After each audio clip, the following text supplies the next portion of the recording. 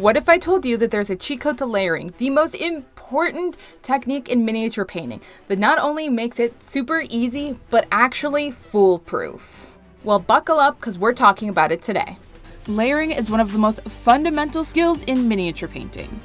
It's the secret sauce behind the shimmering effect of non-metallic metal and the lifelike depth of a wrinkled cloak.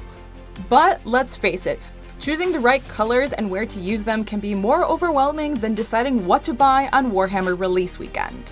Don't worry, I've got you covered.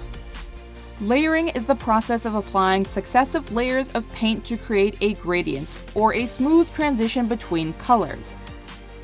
Imagine the shift from deep orange to rich purple in a sunset. Layering is like building a pyramid. Each layer sits on top of the previous one in the same shape, just smaller. The key? Leaving a visible border of the previous color.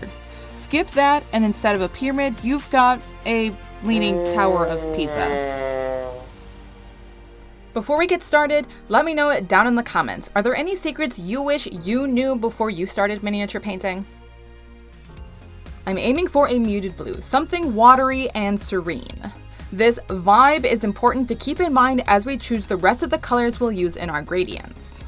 Step 1 is choosing a midtone, the star of the show. This beautiful desaturated robin's egg blue will be perfect. From there, I select my brightest highlight, a bright crystalline blue, and my darkest shadow, a near blue-black with a hint of green to keep that watery feeling. All three colors are fairly desaturated and sit comfortably within the same hue family. They're all leaning teal. If you're unsure, a simple trick is to hold your colors next to each other and check if they flow naturally. If they look like they're fighting instead of blending, it's time to rethink your palette. A quick tip: when painting miniatures, exaggerate your contrast. Miniatures are tiny, so going from nearly black to almost white makes your models pop and helps the details stand out even at a distance. Red is the one exception. Using a nearly white for red means that it's pink, which is not the vibe. Time to mix. I lay out my base colors in a row on my palette: shadow, midtone, and highlight. Then I create in-between shades. First, I'm mixing a 3:1 ratio of shadow to midtone, using a brush half loaded with each color to keep things consistent, cleaning my brush in between colors to avoid contaminating my original colors.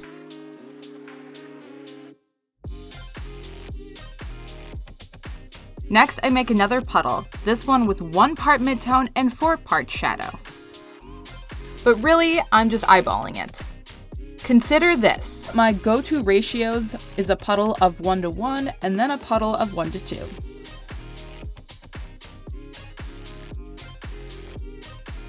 For highlights, I follow the same process. A 1:2 ratio of midtone to highlight and a 1:3 ratio of midtone to highlight.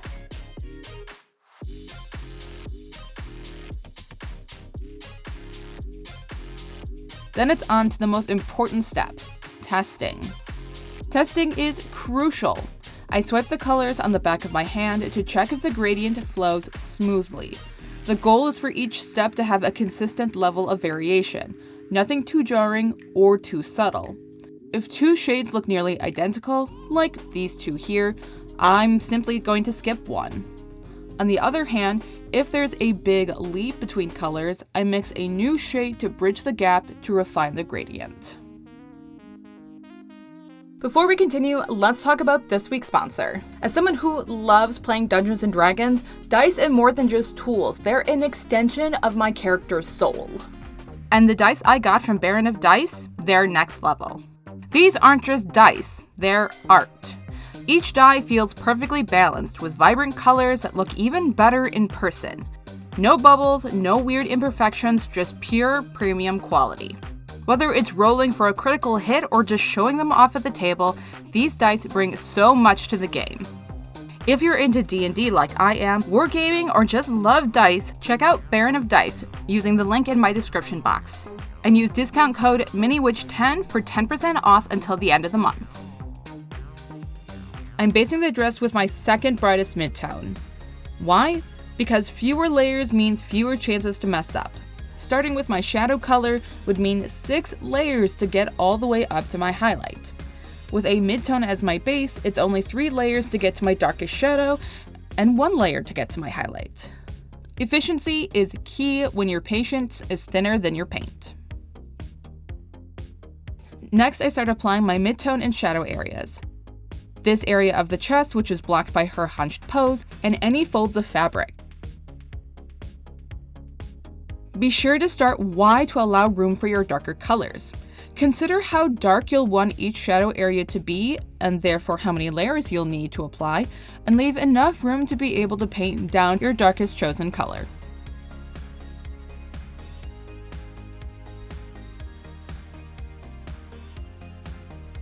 Then it's onto my yet darker color, painting in the same location, just smaller, leaving a small border of our previous color visible. This step-by-step process is why I prefer creating individual puddles for each layer of paint. It eliminates any guesswork about which color comes next, and I don't have to worry about colors shifting or blending unintentionally as they might if I created a single gradient on the wet palette. Working methodically like this also makes it easy to recreate color schemes later, assuming you took notes. Whether you're touching up your model or replicating the look for another piece, having these distinct mathematical puddles ensures that our colors will be consistent and reliable. Finally, we are on to my darkest color. This color is reserved for the deepest recesses, places like where the arm crosses the body or the folds of fabric sink heavy into shadow. At this stage, you're essentially painting a thin, precise line to define those areas of maximum depth. It's subtle but adds a ton of dimensionality to the miniature.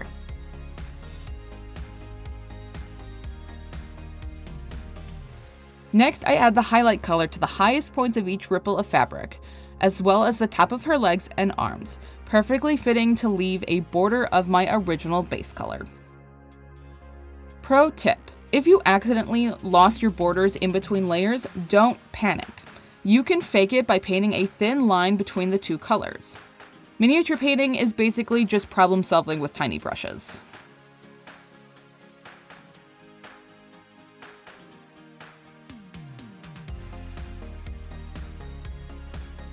Let's talk mechanics. When creating my gradients, I like to mix about 5 or 6 colors. For me, this hits the sweet spot between speed and flexibility. It's quick enough to keep things moving, but still allows me to smooth out any rough transitions later with glazing. Now, if you're aiming for the smoothest of smooth gradients, or want to make your glazing process easier, you can go all out and mix 9 or 10 colors. This method creates a super subtle transitions where each color is just a baby step away from the next. The trick here is keeping those borders between colors small and precise, so you'll need good brush control. But because your gradient is already silky smooth, you'll need very little glazing. On the flip side, if speed is your top priority, you can keep it simple by doing only 3 layers, a midtone, highlight, and shadow. This will mean that the layers appear more choppy, but if your goal is to get a decent model on the table, then who cares? Ultimately, how many colors you mix depends on your skill and goals. At the end of the day, it's all about finding workflow that keeps you painting. Alright, that's it from me. If you like this video, be sure to check out this one right here where I talk about the secret ingredient that will totally change your miniature painting. If you like what I do, you know the drill. Like, comment, subscribe, go join me on Patreon. Thanks so much. I'll see you next time.